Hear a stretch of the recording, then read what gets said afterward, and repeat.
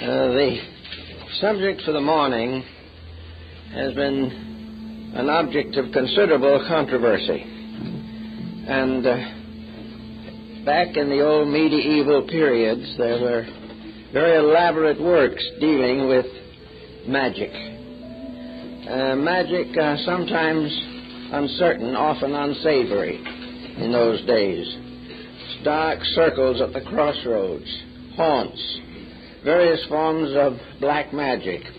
All these finally gathered together under the general term of the astral light.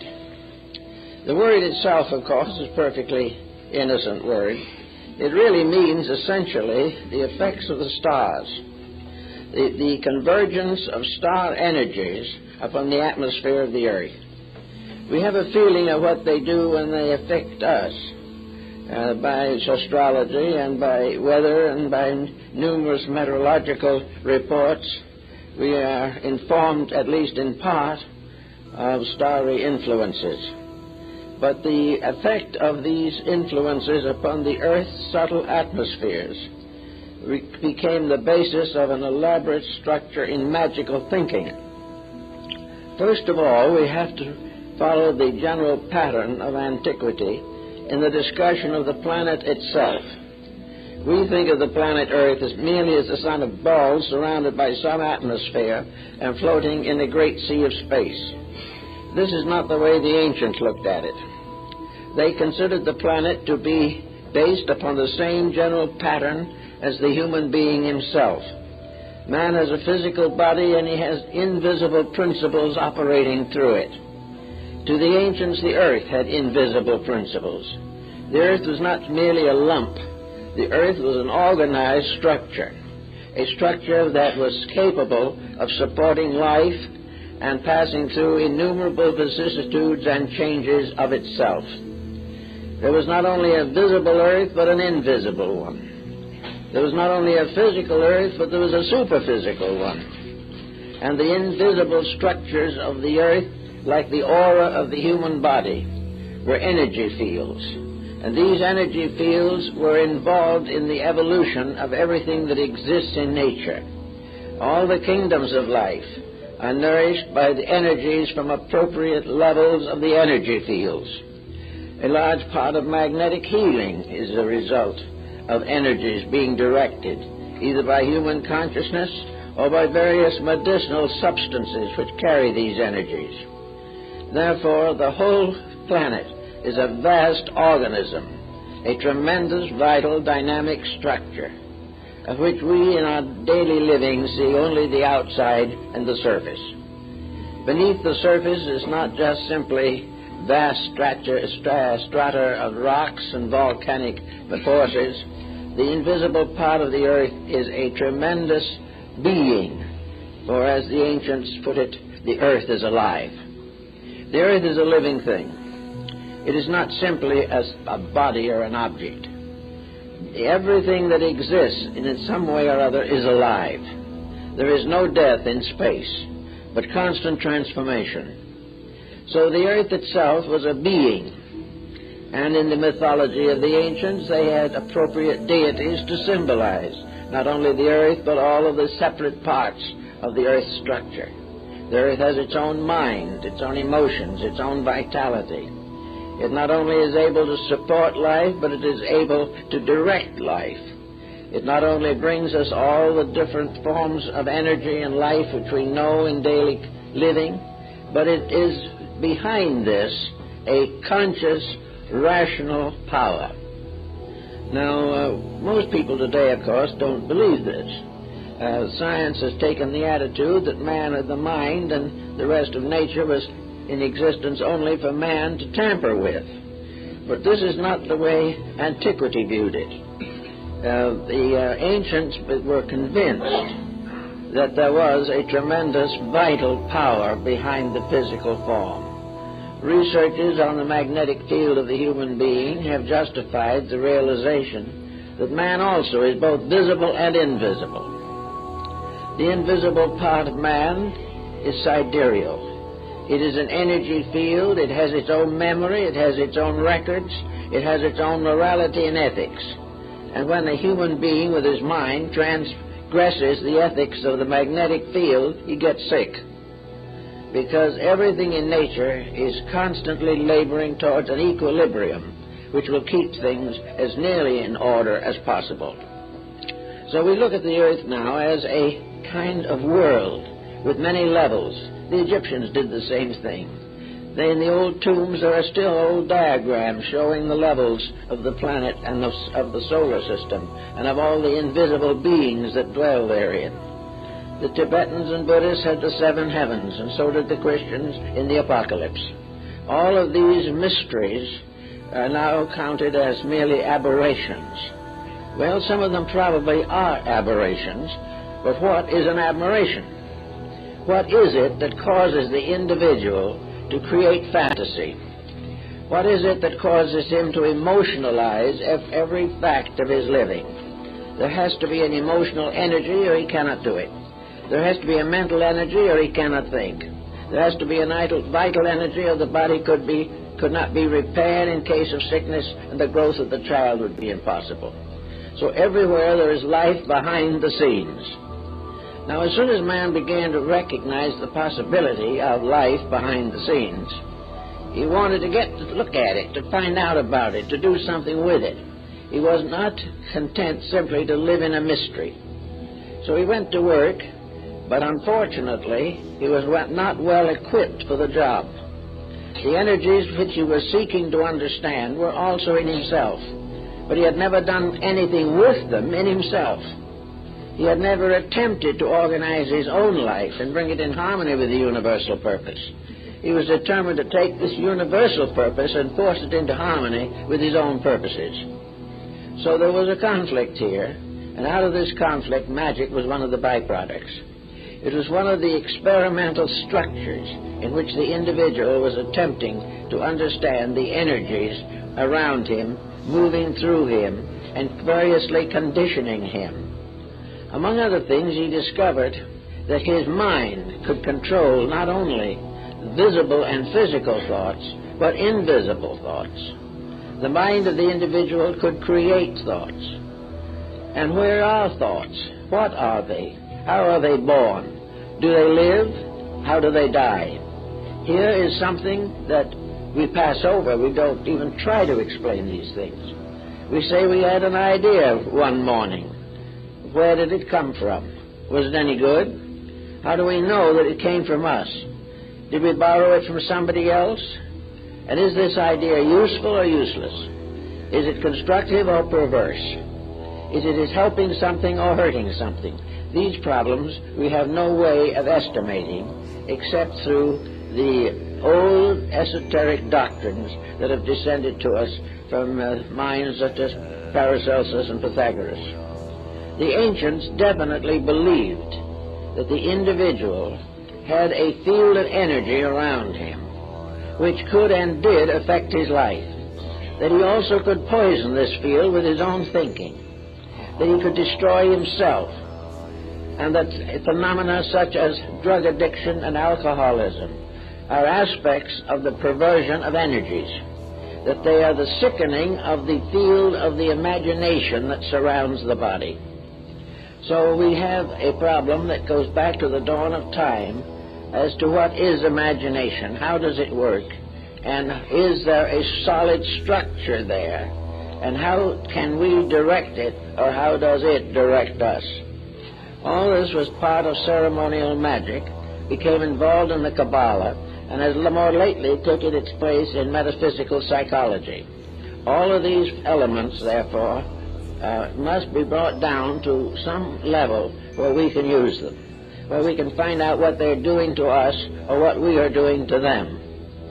At the present moment, the astral light is largely the product of what we have done to it. This field is a kind of field of the ghost world. It is the field of the invisible, but in a sense bound to the visible form of life. The Egyptians knew this ghost or phantom world. They also equated it with sleep and dreams, and believed in many cases, and perhaps correctly, that the dream life of the individual is not a mere fantasy, it is a fantasizing of something else. Anyway, we find in modern thinking there has come out of it all a kind of concept of magic. The magic of accomplishing certain purposes by dramatic intensities of the will. With magic also has come an absolutely necessary correlative, and that is ritual. Now, the Indian on the reservation here in the Southwest is a good example of a primitive magic lingering on through time. An Indian finds a little pebble. It is a nice little pebble. He puts it away to keep, but the pebble is still a pebble. But later he finds another pebble, which he likes, and he puts it side by side with the first one. He likes the combination, so he ties a thread around it and put a feather in one end, and it isn't two little rocks anymore. It is now a fetish. Now, a fetish is something that has magic power, a combination of things that is not ordinary. Things in their ordinary states are not fetishes, but when they are put into an extraordinary relationship with themselves or each other, then they gain magical influence. And the two little stones that would have done nothing in their natural state suddenly may have the power of life and death in the mind of the Indian who has created a fetish from them. This is another aspect of the same thing as the so-called ghost and dance and mask rites of ancient peoples. We have an exhibit in the library here now of the sacred masks of the Southwest American Indians. The Indian is perfectly aware of the fact that the mask is made by himself. He is perfectly aware of the fact that when he is wearing it, he is still himself. But when he combines the mask with himself, something happens. While he is wearing this mask, the astral light has stepped into his consciousness. Magic. He is no longer simply a member of the tribe. He is now some kind of a strange being conjured up by sorcery, conjured up by imagination, by ritual, rite, and symbol. Therefore, the Indian, I've been up to where they put these dances on once a year, and a young Indian, for instance, with a mask, will be approached by his own family, his wife, his mother. But when he is wearing the mask, they will pray to him as a god. The moment he takes it off, he's back on earth. But in the midst of ritual, of magic, of transformation, something happens. Eliphas Levi, the French transcendentalist, says that these things are creatures of the astral light. There's something that is not really imaginary and yet is, something that gains a new dimension. In spite of the strange fantasy of it, we realize that this type of thing has been in religion since the beginning. One of the most common forms of this in religion is the relic, something that belonged to a venerated person, something that has healing power because it belonged at one time to the body of a saint or something of this nature. These things are extensions. And like the healings of various Christian mystical shrines, like St. Anne de Beaupré in Canada, or Lourdes, this place is magical. It is magic because a strange story has been built up around it. This story transforms the commonplace into magic. Magic of ritual, magic of sacred accounts, legends, lore, and all these things suddenly transform objects of common usage into things extremely uncommon, things possessing strange and secret powers. Now, where do these powers come from? In the sense they must come from believing. If you did not believe in them, they would not exist. But what is it in the person that by believing can change his entire life?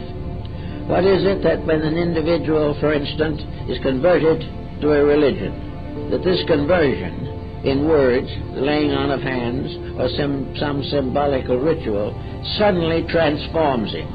He has ceased to be a sinner and is becoming a saint. Some strange healing takes place from a source difficult to analyze. All these different mysteries seem to belong to an invisible realm that is very close to us, and which under certain conditions becomes available to us. a realm which perhaps we contact in sleep, in dreams, in nightmares, in trances, and under psychic pressures, as through a medium or something of this nature. There is some mysterious contact which suddenly changes the commonplace, that makes us believe things that in our more sober moments we would not believe. But whether they are sober moments or not, when they happen, even the skeptic is profoundly influenced. There is something around us that the ancients knew that changed things. And this probably came originally from the belief that the spirits of the ancestors remained close, and that the old tribal chief who had passed on still guarded his tribe. He also got unhappy if the tribe broke the rules. If they did something they shouldn't do, the old spirit haunts them, and they have to placate it by making offerings, prayers, ceremonies, and doing various things to counteract the disfavor that has arisen between themselves and their patron deities. So all the great pantheon of deities propitiated by rites and ceremonies and rituals this is all very hard to explain, but beyond it all, and in spite of our uncertainties, it works. Something happens. And it is this something that happens that has been the subject of most ceremonial magic. That the commonplace under uncommon circumstances gains a new dimension of power, and that this power is available, that this power does operate, and that this power can profoundly influence the individual. Now there comes another point in this, that to determine the degree of the power and to determine the way or means of the influence. To begin with, the influence rises from believing. Believing is something which leaves a person open to the unfamiliar and also makes possible the miracle. Without believing, the miracle is virtually impossible. But with believing, faith, and trust, with belief that it is possible, miracles of incredible proportions have occurred. There is no doubt in the world that there is a means or power by which the individual can attract certain forces or circumstances out of the strange mystery of the inner worlds which he inhabits. So we have to come now to the consideration of the structure of magic and how it really came into existence. I think we must, first of all, determine that behind the physical world there is a world of energies, and that these energies are stratified. That behind the physical body is an etheric energy, a kind of ether, which permeates the body, and that much difficulty and sickness and sorrow and misery result from the defects which arise in the ether. The etheric body is attached to the physical body, largely in the area of the spleen, and the physical body is constantly energized from a certain definite structure. In other words, the energy that comes into the body of the individual is supposed to arise primarily from nutrition, from air, and from sidereal influences of one kind or another.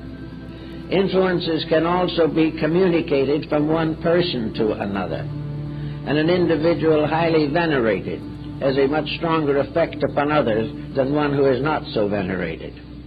So all around us, believing is releasing, changing, moving energies. It is conditioning them for good or for bad. It is conditioning the bad conscience to face the probabilities of punishment. It is conditioning the dedicated mystic to the realization that sometime he will have all the answers to the questions that he asks. Everywhere a kind of mystical sympathy exists between things. And this mystical energy also relates to deity, for the most extreme and abstract of all problems is God. And God is the source of all life, and the universe is the structure through which this life is disseminated. Therefore, somewhere, whether we see it or not, is a great arterial system of energies. these energies moving from one level of application to another. One stream of energy feeds the trees and another one feeds the flowers. Everywhere, however, energy is supporting all things that live. Yet the energy apart from something that lives is definitely impossible to define. Energy can only be known by what it does. Energy can only be assumed to be real because without it, many questions could not be answered. So we have an energy field of life. This energy field is part of the health of each person.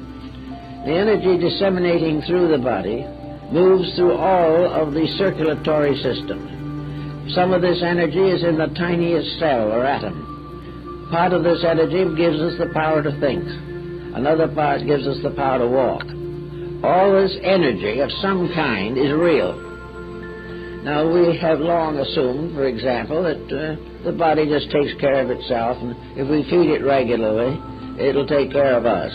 This is a complete lack of understanding, and it has very serious consequences because it prevents us from cooperating consciously and intelligently with the energies which do supply us the necessary elements of health and survival.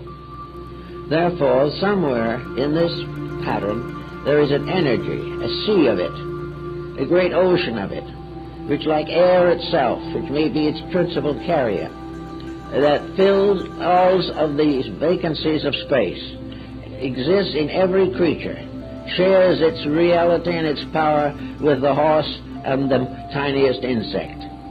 Everything is supported and is alive because of a life principle in it. And this life principle is not sustained by food. It is not sustained by exercise. But its condition and its ability to function is largely influenced by the conduct of the creature that it inhabits. That this energy is universal, not only in its dissemination, but in the infinite variation and variety of modes and forms. Therefore, it is indeed a kind of protean life that takes any appearance that exists.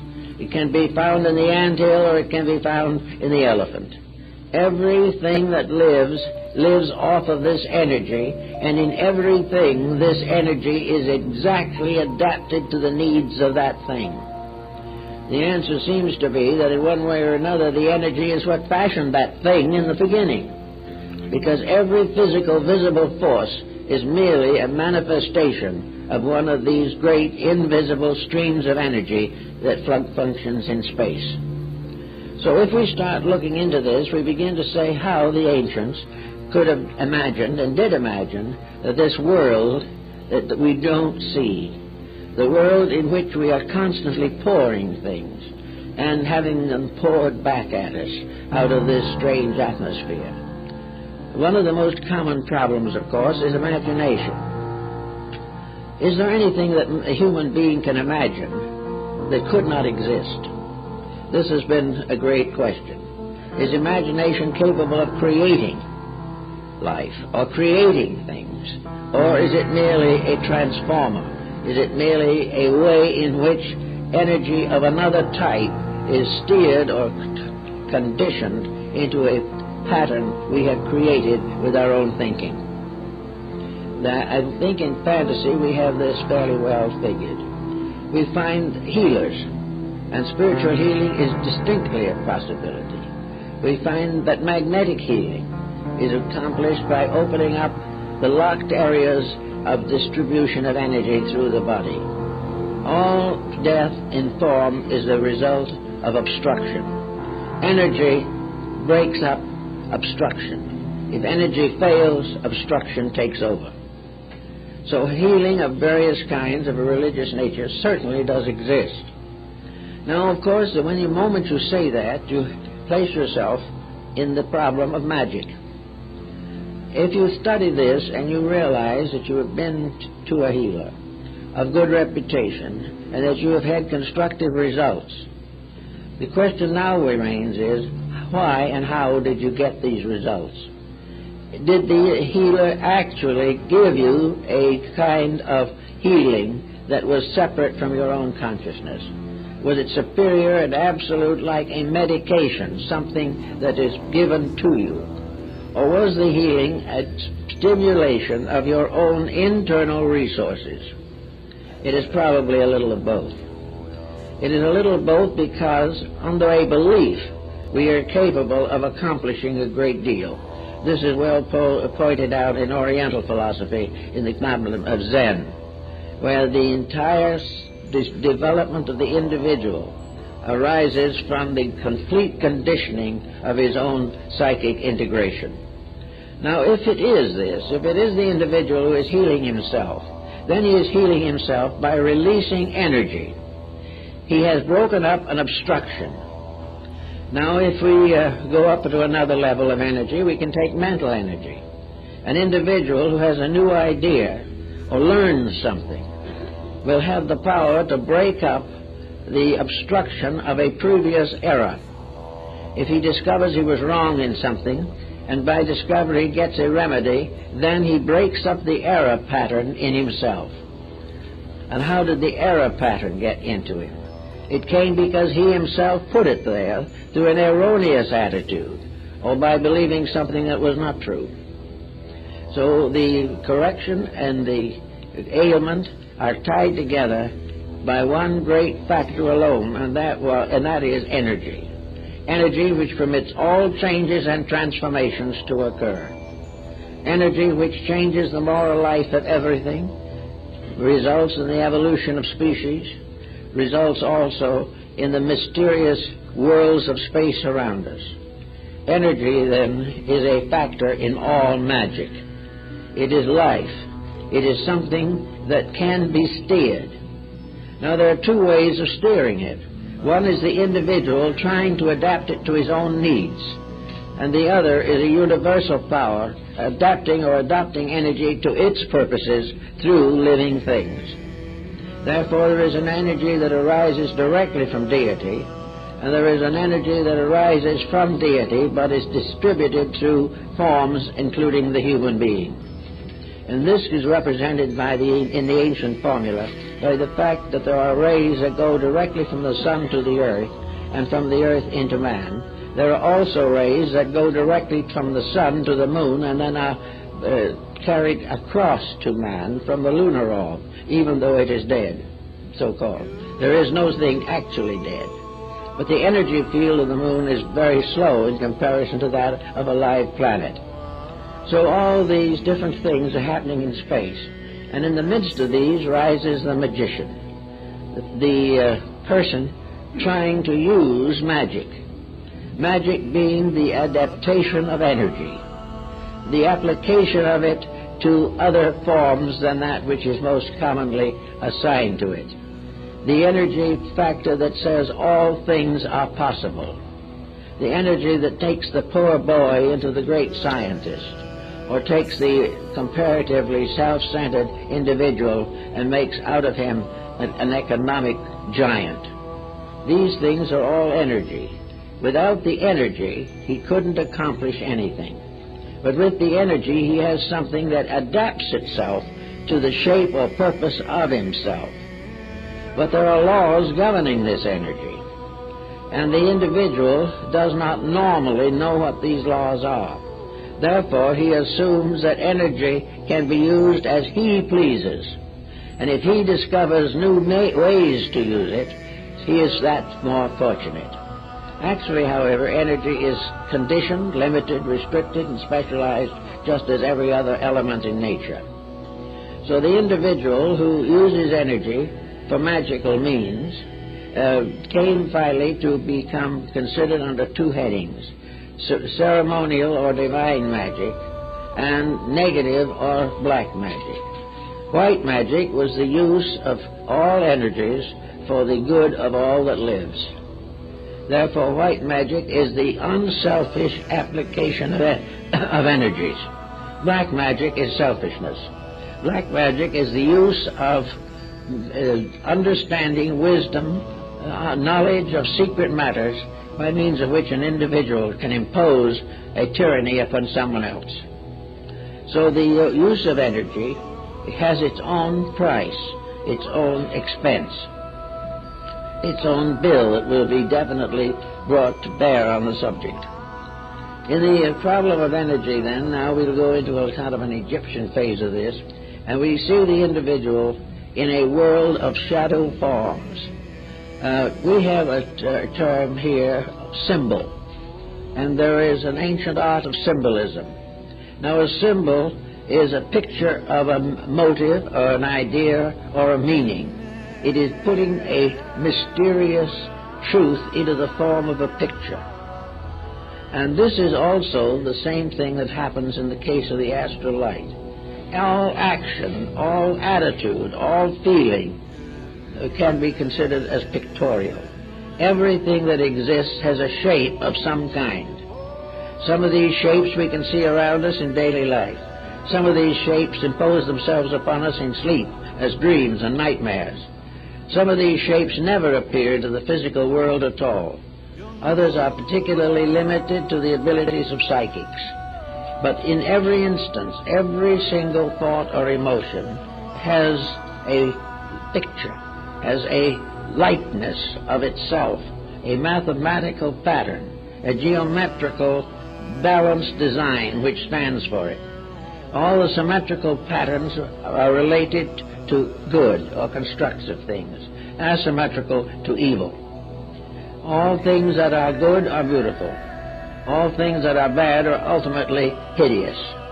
We therefore always represent evil beings as monsters of one kind or another.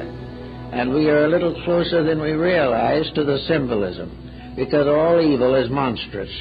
All things which are destructive look destructive if the psychic or the clairvoyant has the capability of seeing them. Therefore, in the Egyptian philosophy, the world of the afterlife is filled with symbols. Symbols that have been brought into existence here. Symbols that represent conduct, codes of action, ways of doing things.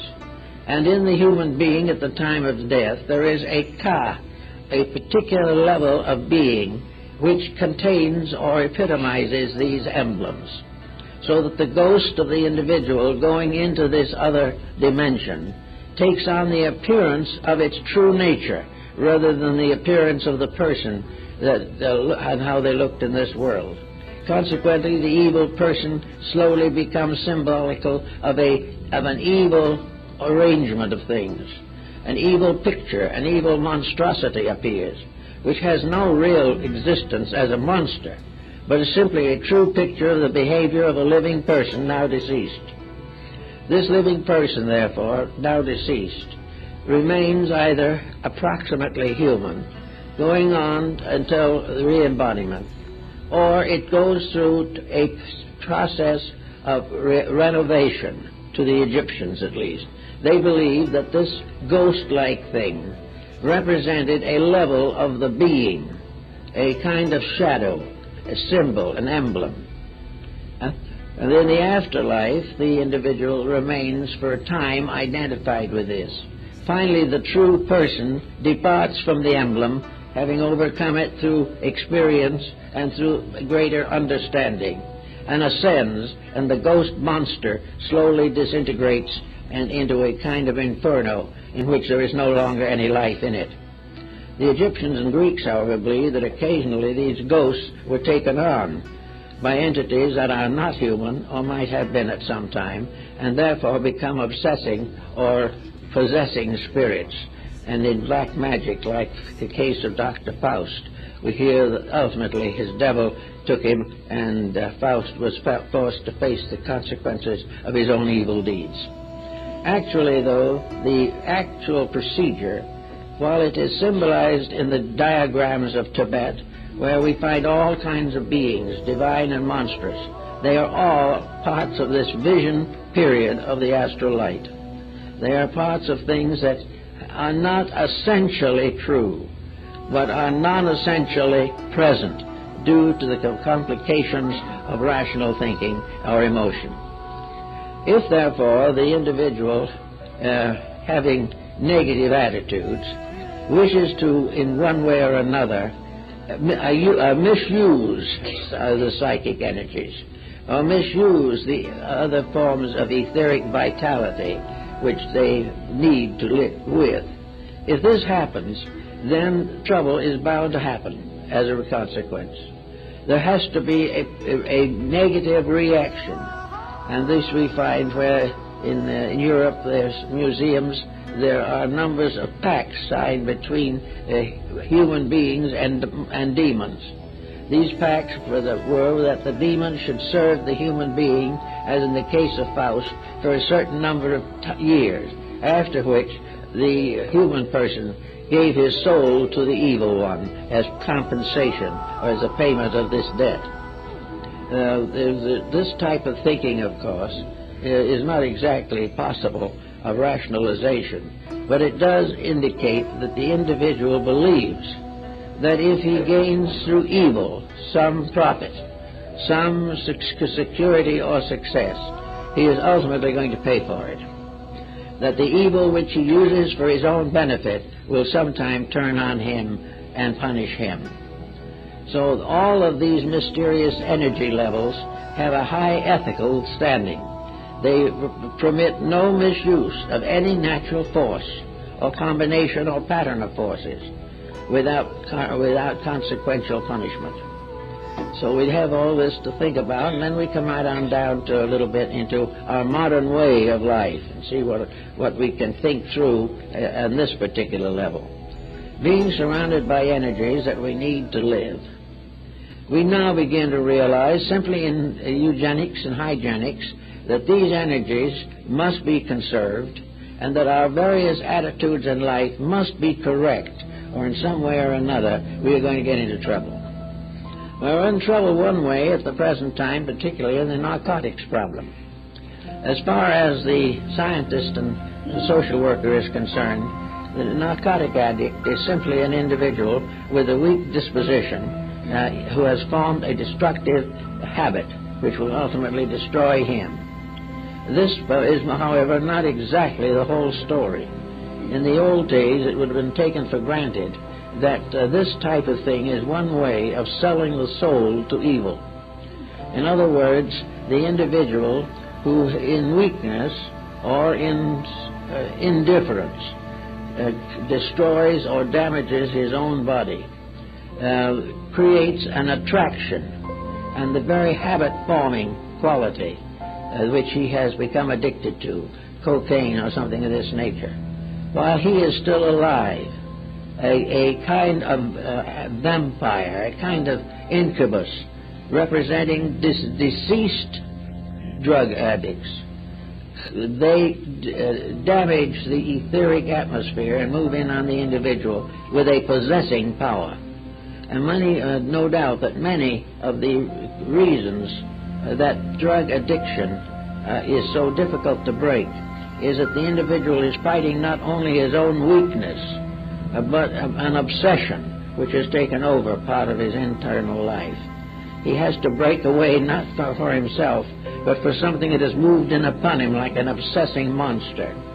And this monster is probably a deceased person, still desperately desirous of having the narcotic or drug. All of this seems fantastic, seems as though it might be sheer imagination, but whatever it is, the fact remains we're in trouble. The fact also remains that we are in trouble from only one cause, and that is the misuse of the vital resources that we possess.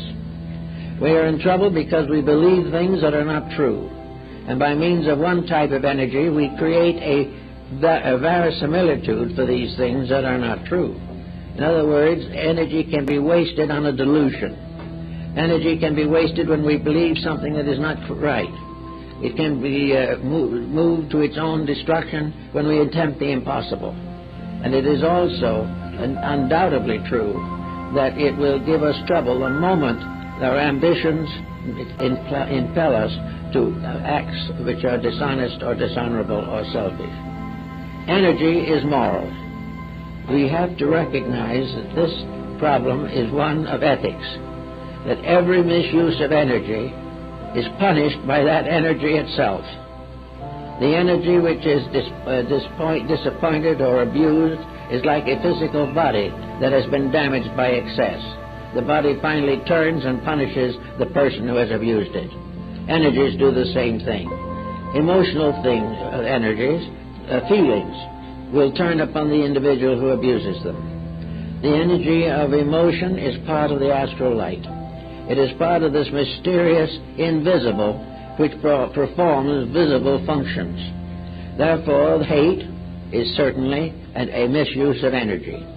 All the different excesses, every unbeautiful or ignoble use of energy, any abuse of energy, is not punished by the body but through the body. It is punished because the abuse has damaged the balance of equilibrium. This abuse has damaged the flow of life force through the vital organs of the body.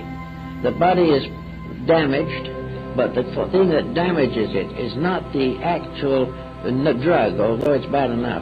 The thing that's damaged it is the habit, the idea of dependency, or the belief that some false action is going to be rewarded with happiness or pleasure.